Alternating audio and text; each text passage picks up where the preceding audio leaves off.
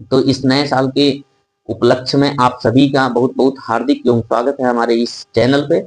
और उम्मीद है और सभी को नए वर्ष की बहुत ढेर सारी शुभकामनाएं, मंगल कामनाएं करता हूं कि आप स्वस्थ रहें, मस्त रहें, जबरदस्त रहें और अपने कार्यों के प्रति एकदम दृढ़ निश्चय होकर इस 2026 में उस कार्य को एक बढ़िया मतलब अंत दे सके और अपनी सफलताओं को आप प्राप्त कर सके। जो भी आपकी चाह है, जो भी आपकी सोच है, उस पर आप खड़ा उतरे, एकदम मस्त रहें, जबरदस्त रहें।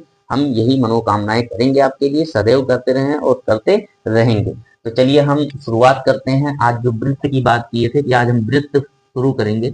जो वृत्त है भैया, ये हाई स्कूल और नाइन्थ दोनों के पार्ट लगभग लगभग कुछ ना कुछ है। और हाई स्कूल में अगर कहें तो हम अपने यहाँ बच्चों को जब भी पढ़ाए होंगे या कभी भी पढ़ाएं तो उसमें हम ज्योमेट्री में और इसमें मेंसुरेशन दोनों चैप्टरों में हम पढ़ाते हैं।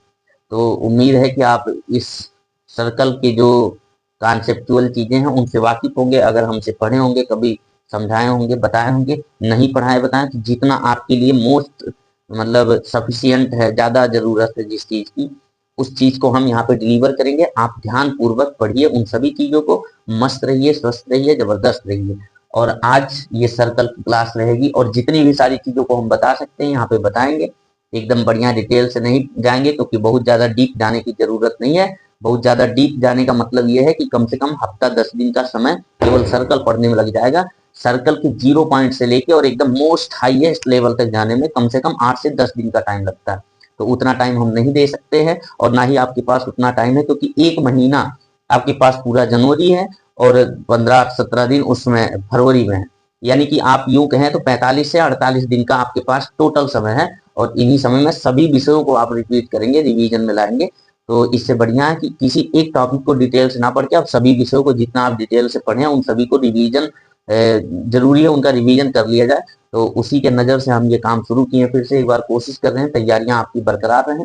बहुत ज्यादा डिटेल में नहीं जाएंगे, लेकिन जो ज्यादा जरूरत है, मोस्ट एक्सपेक्टेड, हम बार बार कह रहे हैं कि जो ज्यादा चांस है आने के, जिन पे क्वेश्चंस बनने के, उन कॉन्सेप्ट को और उन सवालों को बहुत बेहतरीन तरीके से सीख लिया जाए, वही बेहतर होगा। तो सर्कल है और सर्कल को समझने के लिए भैया हम आपके लिए एक बना दिए सर्कल। बहुत ज्यादा हो सकता है गोल मटोल ना हो, लेकिन ये है सर्कल। अब इस सर्कल में भैया पहली बात तो सर्कल में जितने जितने भी इवेंट हैं उन इवेंटों को समझो। जो भी घटनाएं इनमें होती हैं, जो भी चीजें इसमें हैं, जो कॉन्सेप्चुअल लैंग्वेज है, उन सभी चीजों से आप परिचित रहो। सबसे पहली बात तो ये है। तो उन चीजों से कैसे परिचित होंगे, तो हम कहेंगे ये जो आपका ये गोलाई दिख रहा है, ये आपका क्या कहलाता है, तो आप कहेंगे आपने बताया था गुरुजी इसको परिधि कहते हैं। और सर्कल अगर किसी के समझ में ना आए भैया, ठंडी बहुत जबरदस्त है, शरीर हिल सा रहा है, क्योंकि ये रात्रि का समय होता है जब वीडियो शूट किया जाता है। क्योंकि दिन भर ऐसे भी व्यस्तता की वजह से हम लोग नहीं काम कर पा रहे हैं और वैसे ही इन कामों में बहुत काफी टाइम की जरूरत होती है, वीडियो को शूट करना फिर एडिट करना, तो दिन में नहीं हो पाता। रात में ठंडी भी बहुत भयानक है, हाथ में एकदम कलन सा लग रहा है, लेकिन फिर भी काम करना है तो करना है। तो हमने कहा ये सर्कल है भैया जो दिख रहा है। इस सर्कल में जो कॉन्सेप्चुअल वर्ड है उन वर्डों को समझिए पहले। जो शब्द है, जैसे एक शब्द नाम आता है परिध, तो परिध आपका ये है। जो आपका घेराव दिख रहा है इसमें, इसी को परिध कहते हैं, सरकमफेरेंस कहते हैं अंग्रेजी में। तो ये आपका हो गया परिध। चूड़ी आप देखे होंगे, उम्मीद है कि चूड़ी देखे होंगे। महिलाएं जो चूड़ियां पहनती हैं, वो चूड़ी को बहुत आसानी से नाम हम दे सकते हैं सर्कल का। यानी बीच में पूरा जगह और गोलाई वाला बॉर्डर जिसको हम पकड़ सकते हैं, टच कर सकते हैं। तो वो चूड़ी की जो बाहरी घेराव दिख रहा है गोलाई में, वो गोला अलग होता है, उसको गोलाई भी नहीं बोल सकते, उसको वृत्ताकार बोल सकते हैं। तो जो वृत्ताकार शेप दिख रहा है, मान लो ये चूड़ी है। अब इसमें आपका देखेंगे ये जगह है पूरा और खाली जगह होता है, आर पार आपको देखने में कोई दिक्कत नहीं होगी। ऐसा होती है चूड़ी की शेप। बहुत सारे बच्चे देखे होंगे, कोई ऐसा नहीं है जो ना देखे हो। तो ये है भैया परिध, इसको कहते हैं परिध। ये जो लाइन दिख रहा है ब्लू वाला, ये ब्लू वाला लाइन आपका परिध है। अब हम कहेंगे भैया ये परिध है, तो ये बताओ इसमें ये आपका क्या होता है, बीचों बीच का पॉइंट, जिसको हम कहते हैं केंद्र। इसको क्या कहते हैं भैया, तो हम कहेंगे इसको कहते हैं केंद्र। क्या कहते हैं भैया, तो ये कहलाता है केंद्र। अंग्रेजी में कहते हैं सेंटर, इसको कहते हैं सरकमफेरेंस। अब हम कहेंगे भैया ये केंद्र है, तो ये बताओ अगर कोई बीचों बीच में खड़ा है, कोई व्यक्ति यहाँ पे, कोई व्यक्ति यहाँ बीचों बीच में खड़ा है, अगर ये जाते जाते जाते जाते और इसके लास्ट छोर यहाँ पे पहुंच जाए, यानी यहाँ किसी बिंदु ए पे, तो ये कितनी दूरी चला, तो ये भैया आर दूरी चला, जिसको रेडियस कहते हैं। तो रेडियस आपका ये हुआ। अब यहाँ से ये इधर जाएगा तो भी आर ही दूरी चलेगा, इधर जाएगा तो भी ये आर ही दूरी चलेगा, इधर जाएगा तो भी ये आर ही दूरी चलेगा। यानी ये व्यक्ति कहीं भी चला जाए आर दूरी चलेगा। तो आपके जहन में एक सवाल आता है कि गुरुजी ये बताओ, ये सभी त्रिज्याएं हैं, तो त्रिज्याएं इसमें कितनी बन सकती हैं? तो मेरे भैया मेरे लाल, हम कहेंगे एक वृत्त जो होता है, एक वृत्त जो होता है, एक वृत्त में अनंत त्रिज्याएं होती हैं। एक वृत्त में अनंत त्रिज्याएं होती हैं। इस बात को याद रखिएगा कि एक वृत्त में अनंत त्रिज्याएं होती हैं। यानी आप यहां से जाएंगे परिध तक, ये भी त्रिज्या है, इधर चले जाओ त्रिज्या है, इधर चले जाओ त्रिज्या है, यहाँ चले जाओ, ये आपका कहीं भी यहाँ से बीच से जा सकता है। यानी केंद्र, यानी बीच, केंद्र मतलब बीच में, एकदम बीचों बीच में, जहां से सभी पॉइंट के बैलेंस बराबर हो जाए, मतलब किसी भी तरफ ज्यादा ना झुके, ऐसे जगह पे पकड़ के अगर टांग दिया जाए उसको, तो वो उसका केंद्र कहलाता है। यानी केंद्र पे है ये आदमी, कहीं भी जाएगा तो आर दूरी चलेगा, जिसको क्या कहते हैं भैया? त्रिज्या को आर से डिनोट किया जाता है, छोटकी आर, छोटा वाला आर। तो ये आर है रेडियस। यानी त्रिज्याएं इसमें कितनी होंगी? तो आप कहेंगे भैया एक वृत्त में अनंत त्रिज्याएं होती हैं। अगला पॉइंट की बात करें भैया, अगली पॉइंट इसमें आ जाती है कि कोई मान लो हम दूसरा सर्कल एक ले लें, ये एक छोटा सर्कल ले लिया, ठीक है, यहाँ पे नीचे एक छोटा सर्कल ले लिया भैया, ये। अब हमने कहा ये केंद्र था, इसमें कोई दिक्कत नहीं है, केंद्र आप समझ रहे होंगे। फिर यहां से हमने कहा अगर कोई बिंदु परिध पे, यानी परिध यही तो है, ये परिध है, ये केंद्र है, ठीक है, और ये पूरा इसका क्षेत्रफल होता है, एरिया भी बताएंगे। तो ये भैया इसका परिध का कोई एक बिंदु ए है, कोई एक बिंदु यहाँ ले लीजिए बी, ये दो बिंदु परिध में है, और इनको अगर आपस में मिला दिया जाए तो ये क्या कहलाता है? तो ये जीवा कहलाती है।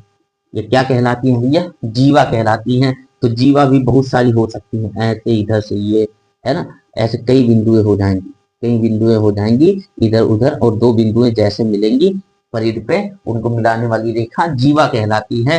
तो परिध, सॉरी क्या बोलते हैं, जीवा, जीवा मतलब कॉर्ड, इसको क्या कहते हैं भैया? कॉर्ड बोलते हैं। तो ये जीवा, यहाँ भी बिंदु हो सकता है, मान लो एक्स है, ये वाई है, इन दोनों को मिला दिया जाए तो ये जीवा है। इधर भी मिला दो जीवा है, कहीं भी मिला दो क्या है भैया? जीवा है। कहीं भी मिला दिया जाए परिध से दो बिंदुओं को तो ये जीवा है। लेकिन एक बात ये आती है कि जीवा अगर केंद्र से चली जाए, जीवा अगर केंद्र से चली जाए, यहाँ बीचों बीच से, ये जीवा है भैया, ठीक है, ये मोटा वाला दिखा रहे हैं हम, गाढ़ा कर दे रहे हैं इसको, ये वाला, ये अगर बीचों बीच से जा रही है, केंद्र से जा रही है, तब ये क्या होती है? तो ये व्यास कहलाती है। ये जीवा अगर केंद्र से गई तो ये सर्कल की सबसे बड़ी जीवा है और इसको व्यास कहा जाता है, ये बात याद रखिए। तो हम कहेंगे अब जीवा भी कोई पूछ लेता है कि एक वृत्त में जीवा की संख्या कितनी होगी? तो एक वृत्त में आप कहोगे अनंत जीवाएं भी पाई जाती हैं, अनंत जीवाएं भी पाई जाती हैं। अगर आप कहें कि ये हमारे समझ में नहीं आया, तो हमें लग रहा है कि इससे बड़ा पाप कुछ नहीं होगा कि आपकी समझ में नहीं आया। सीधा सीधा दो बिंदु लेना है, उन दो बिंदुओं को जो भी लाइन मिलाएगी वो जीवा कहलाएगी, इतनी सी बात है। तो दो बिंदुएं कहीं भी हो सकती है, यहाँ यहाँ यहाँ यहाँ कहीं भी, उन सभी को मिलाने वाली क्या कहलाएंगी? जीवा कहलाएंगी। और जीवा अनंत हो सकती है। दूसरा पॉइंट क्या है जीवा को लेके? तो हम कहेंगे जीवा को लेके दूसरा पॉइंट ये है कि जीवा अगर केंद्र से जा रही है, एक वृत्त में, एक वृत्त की सबसे बड़ी जीवा, एक वृत्त की सबसे बड़ी जीवा, बड़ी जीवा क्या कहलाती है भैया? तो आप कहोगे व्यास कहलाती है। क्या कहलाती है? व्यास कहलाती है। एक वृत्त की सबसे बड़ी जीवा व्यास कहलाती है। यानी जीवा अगर केंद्र से गया तो व्यास कहलाता है। अब यही बीच में हम समझेंगे त्रिज्या और व्यास के बीच संबंध। त्रिज्या, त्रिज्या और व्यास के बीच संबंध, relation between radius and diameter. त्रिज्या और व्यास के बीच का संबंध क्या है, इस बात को समझिए। तो हम कहेंगे ये जो त्रिज्या लिखते हैं आप आर, स्मॉल आर, ये आपका अगर डी के बराबर बनाना हो तो डी को दोगुना करना पड़ेगा या आर को दोगुना करना पड़ेगा, ये बताइए। तो आप कहोगे कि यहां से हम समझेंगे कि यहाँ क्या होगा। तो ये बीचों बीच का पॉइंट है जिसको केंद्र कहते हैं, और ये दूरी हमने कहा था आर है, तो इधर भी यहाँ से दूरी क्या है, ये रेडियस ही तो है भैया त्रिज्या। कई त्रिज्या होते हैं, शुरू में लिखा है एक वृत्त में अनंत त्रिज्याएं होती हैं, यही वाला बता रहे थे जब तभी बताएं। तो त्रिज्या ये वाला आर है, तो ये भी त्रिज्या आर है, यानी दो आर है, दो आर मिलकर एक व्यास बन गया। ये पूरा ए है मान लो, तो ये भी है, ये पूरा व्यास बन गया। दो आर मिलने से एक व्यास बन गया, यानी दो आर मिलने से एक डी का निर्माण हो गया। तो आप 2r is equal to D लिख सकते हैं। दूसरी भाषा में हम कहें तो r is equal to D by 2 लिखते हैं, ये लिख सकते हैं। ठीक है भैया, दोनों बातें सही हैं आपस में। हमने कहा अगर r की बात करें कि r का मान क्या होगा, तो d होता है पूरा और r होता है आधा, तो d का आधा कर दिया जाए तो r के बराबर मिल जाएगा। यही बातें हैं जो हम बताना चाह रहे थे। तो ये बात आप समझ गए होंगे कि r is equal to D by 2 बोलिए या 2r is equal to D बोलिए, इतनी बातों को आप समझ गए होंगे बढ़िया से, उम्मीद है। तो इन बातों को आप सीख गए होंगे। आइए हम अगले कुछ बिंदुओं को सीखते हैं कि क्या होगा इनमें। तो जैसे हमने बताया अभी आपको कि ये जो जीवा है, जीवा अनंत होती है और वृत्त में कई त्रिज्याएं होती हैं, वो भी अनंत होती हैं। लेकिन अगर कह दे व्यास कितना होता है, अगले पॉइंट की बात है कि व्यास कितने, तो व्यास भी अनंत होगा भैया। व्यास ये है तो ये जरूरी थोड़ी एक ही है, व्यास यहाँ और यहाँ दो बिंदु ले ले जो केंद्र से मिलते हुए जा रहे हैं, ये तो ये भी तो व्यास होगा। तो यहाँ से फिर यहाँ से फिर यहाँ से, ये सभी आपके व्यास, ऐसे बहुत सारे व्यास मिलेंगे जो केंद्र से ही जा रहे हैं। यानी व्यास भी क्या होते हैं भैया, तो आप कहोगे व्यास भी वृत्त में अनंत होते हैं, व्यास भी वृत्त में अनंत होते हैं, समझे भैया। यानी वृत्त में अगर व्यास की संख्या कोई पूछ ले तो वो भी आपका अनंत होगा। बहुत हल्की फुल्की चीजें हम बता रहे हैं और ओरल ऊपरी ऊपरी चीजें, ठीक है। तो ये सारी चीजें हम बता दिए। अब हम कहेंगे व्यास जब अनंत होगा भैया तो व्यास की बात खत्म, यानी ये भी अनंत हो गया, त्रिज्या भी अनंत हो गई और जीवा भी अनंत हो गया, ठीक है। इन सभी बातों को हम सीख लिए। अब यहाँ पे एक सवाल बनता है क्षेत्रफल से संबंधित। तो जो वृत्त का क्षेत्रफल होता है, वृत्त का क्षेत्रफल, उसकी परिभाषा को समझिए। वृत्त का क्षेत्रफल क्या होता है, तो वृत्त का क्षेत्र जो आता है उसका परिभाषा है 2 पाई r, परिभाषा यही है, यानी फार्मूला आपका 2 पाई r है। तो सॉरी परिध होता है, ये पाई r स्क्वायर होता है इसका एरिया, एरिया निकालने का फार्मूला है पाई r स्क्वायर। और अगर कह दे वृत्त का परिमाप क्या है, यानी वृत्त की परिधि या परिमाप, वृत्त की परिधि या परिमाप, अगर वृत्त की परिधि कोई कहे या परिमाप बोले तो ये होता है 2 पाई r, ठीक है भैया। दोनों बातें आप याद रखिएगा, एक क्षेत्रफल होता है पाई r स्क्वायर, एक कहता है आधा परिमाप बताइए, पूरा परिमाप बताइए, तो वो 2 पाई r पे निकलता आधा, तो आप आधा कर देंगे लेकिन 2 r उसमें एक्स्ट्रा ऐड कर देंगे, वो बात की बात है, बता देंगे हम अर्धवृत्त में बताएंगे।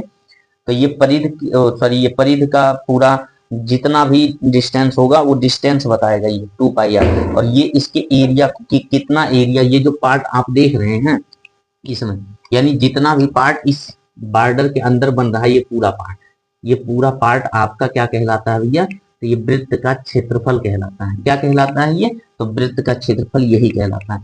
यानी वृत्त का क्षेत्रफल टोटल डिपेंड करता है उसके रेडियस पे, यानी रेडियस का जो वैल्यू होगा उसी पे डिपेंड करेगा उसका एरिया यानी क्षेत्रफल, और उसी के रेडियस पे डिपेंड करता है उसका परिमाप कैसे निकलेगा। परिमाप किस पे डिपेंड करता है भैया, तो उसके रेडियस पे बताता है कि रेडियस कितना है क्या है, तो उसी हिसाब से उसका परिमाप निकलेगा। परिमाप का मतलब समझिए, एक छोटा सा और सर्कल यहाँ पे बनाएंगे हम, ये बना दिए हमने, कहा ये एक छोटा सा सर्कल हो गया, ठीक है। और इसके परिमाप की बात कर ले तो मान लो कोई बिंदु एक इस परिधि पे लिए और यहीं से चलते चलते चलते चलते हम जाके उसी बिंदु पे जब पहुंचेंगे, उसी बिंदु पे जहां से चले थे यहाँ पे, और जब ये दूरी चलिए तब हम कहेंगे ये हम परिमाप बता सकते हैं कि कितना होगा, कितना दूरी चले यहाँ से यहाँ तक, वही इसका परिमाप हो, वही इसकी परिधि है।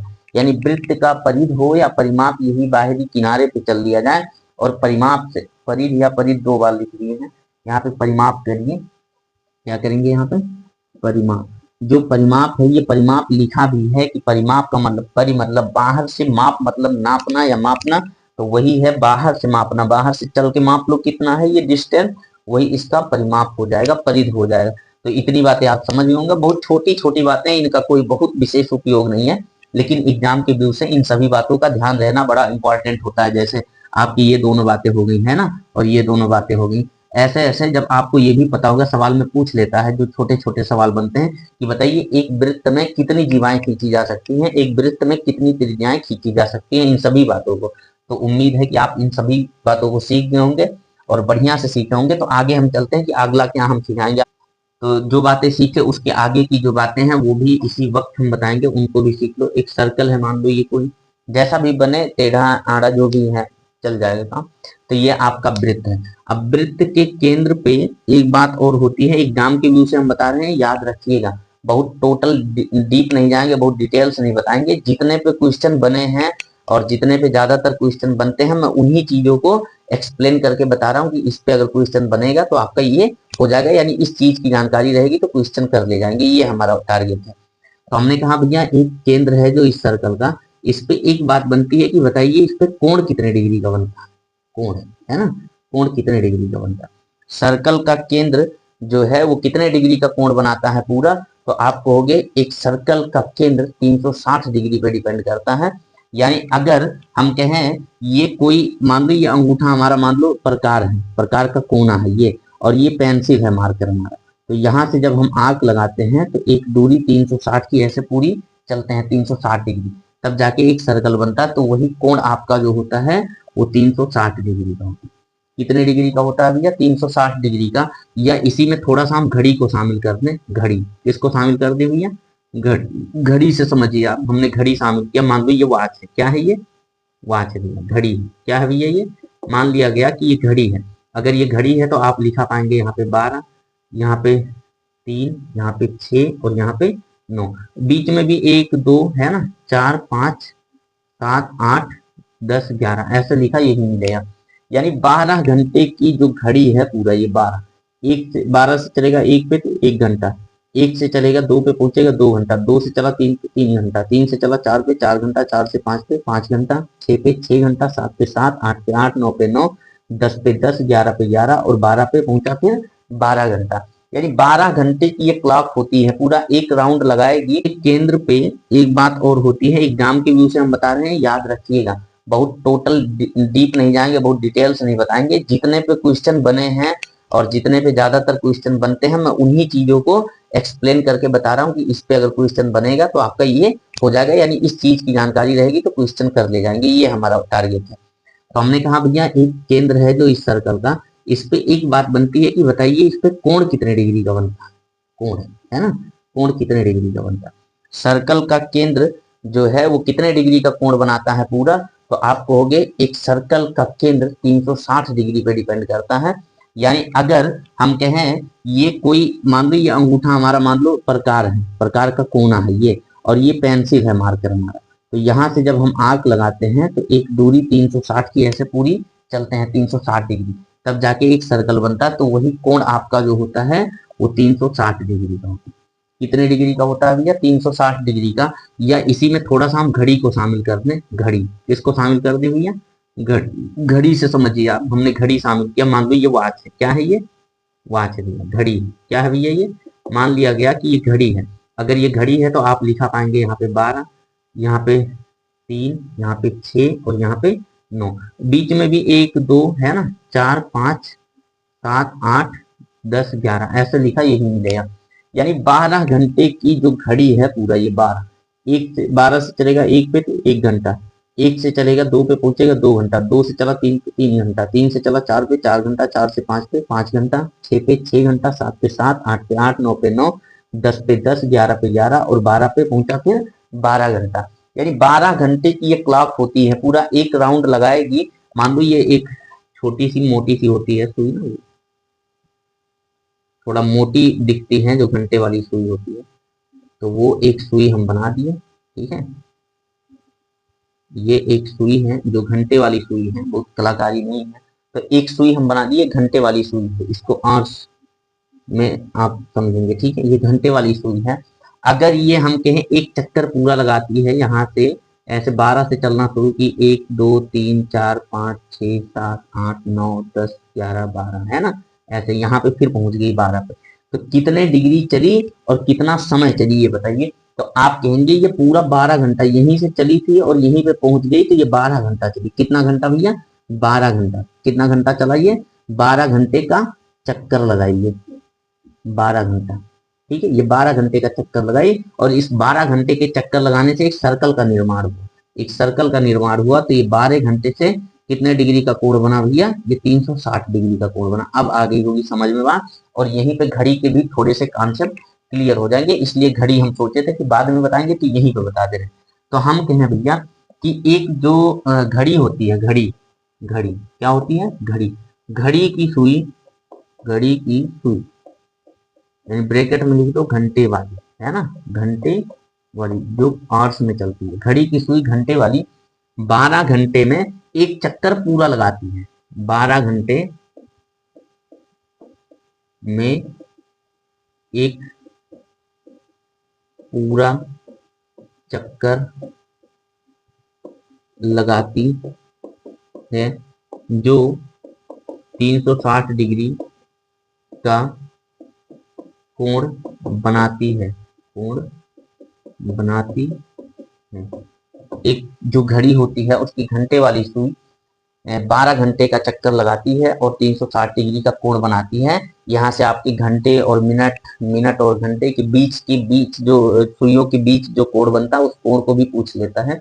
तो उसी के मतलब व्यू से हम देख रहे हैं इस कॉन्सेप्ट को। तो हमने कहा आप कहोगे भैया कि एक मिनट में या एक घंटे में कैसे पता चले कितने डिग्री का कोण बनाएगी। तो इस बात को समझने के लिए घड़ी एक घंटे में कितने, भाई 12 घंटे में अगर देखा जाए तो ये 360 डिग्री का कोण बनाती है ना। तो एक घंटे में, तो एक घंटे में 12 से डिवाइड कर दो भैया 360 डिग्री को। तो आप कहोगे 12 से डिवाइड कर देंगे तो 12 3 36, 30 डिग्री का कोण एक घंटे में, यानी एक घंटे में 30 डिग्री का कोण बनाती है। कितने डिग्री का कोण भैया? तो एक घंटे में 30 डिग्री का कोण बनाती है। ठीक है भैया। अब हमने कहा एक घंटे में अगर 30 डिग्री बनाती है तो बताइए कि एक मिनट में कितने डिग्री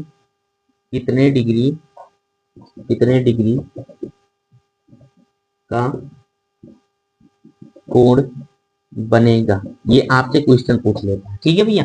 तो भैया ये बताओ, एक घंटा यानी 60 मिनट होता है और 60 मिनट में अगर ये 30 डिग्री का कोण बनाती है तो काहे नहीं बता दे रहे हो कि एक मिनट में 30/60 डिग्री का कोण बनाएगी। तो तीन ये और ये और ये और ये 1/2 डिग्री का कोण बनाती है। तो एक मिनट में 30 दूना 60 यानी 1/2 मिनट का कोण बनाती है। तो घड़ी का कॉन्सेप्ट था, याद रखिएगा। 12 घंटे में 360 डिग्री, तो एक घंटे में 30 डिग्री, तो एक मिनट में फिर आधा डिग्री का कोण बनाती है। अब सवाल कैसे पूछता है? सवाल कहता है ये बताइए कि 5 घंटे 30 मिनट, है ना, 5 घंटे 30 मिनट में कितने डिग्री का कोण बनेगा? कितने डिग्री का कोण बनेगा, है ना। घड़ी में 5 घंटे बनेगी नहीं, ठीक रहेगा भैया, ये बनेगा। ठीक है, 5 घंटे 30 मिनट में कितने डिग्री का कोण बनेगा। अगर ये बात आ जाए तो भैया 5 मिनट नहीं घंटा लिखिए, इसको प्लस 30 मिनट लिख लीजिए, आपके जहन में आ जाएगा कि कैसे लगाना। तो भैया 5 यानी एक घंटे में अभी आपने पाया 30 डिग्री, तो गुणे 30 डिग्री कर दो, प्लस अगर 30 मिनट है तो मिनट, एक मिनट बराबर आधा डिग्री, तो 30 मिनट गुणा कर दो आधा डिग्री यानी 1/2 से। तो 2 से ये 15 बार में कट जाएगा और ये बन जाएगा 5 × 15 150 और 15 165 डिग्री। तो ये कुछ बातें बहुत नॉर्मल सी रही और इनके बिना आप बहुत सारी चीजें नहीं कर सकते हो और इन पे छोटे छोटे सवाल बनते हैं, इसलिए हम कोशिश किए हैं कि आपको ये बता दें ताकि कोई दिक्कत ना हो। और बहुत जरूरी बातें भी नहीं है, बहुत टफ भी चीजें नहीं, बहुत हल्की फुल्की चीजें हम बताएं सर्कल के बारे में। उन सभी चीजों को आप समझ सकते हो, जान सकते हो। घड़ी का भी थोड़ा सा कॉन्सेप्ट क्लियर कर दिए हैं। केवल डिग्री निकालना हो तो आप डिग्री निकाल ले जाएंगे, मिनट में निकालना होगा तो भाई आधा मिनट से गुणा करेंगे, आधे डिग्री से गुणा करेंगे, और घंटे में निकालना हो 30 डिग्री से गुणा करेंगे। तो बहुत बड़ी बातें नहीं है, छोटी छोटी बातें हैं और हम बहुत बड़ा क्लास भी नहीं अपलोड कर पाते हैं, तो छोटा जैसा भी हो 10-5 मिनट 20 मिनट 11 मिनट 15 मिनट कर दे रहे हैं। बाकी जब टाइम मिलेगा तो आपका A to Z कोशिश करेंगे कि सारी चीजें हम पढ़ा दें एक बार, हाई स्कूल और इंटर दोनों के लिए। कोई जरूरी नहीं केवल हाई स्कूल का पढ़ाया जाएगा, तो उम्मीद है कि हाई स्कूल और इंटर दोनों के लिए इस प्लेटफॉर्म पे चीजें अवेलेबल, एक बार तो जरूर कोशिश रहेगी पूरा का पूरा सिलेबस एकदम फ्री ऑफ कास्ट और A to Z, चाहे वो एक महीना एक टॉपिक में लगे, लेकिन हमारी कोशिशें रहेंगी कि हम उसको कंप्लीट करवा दें।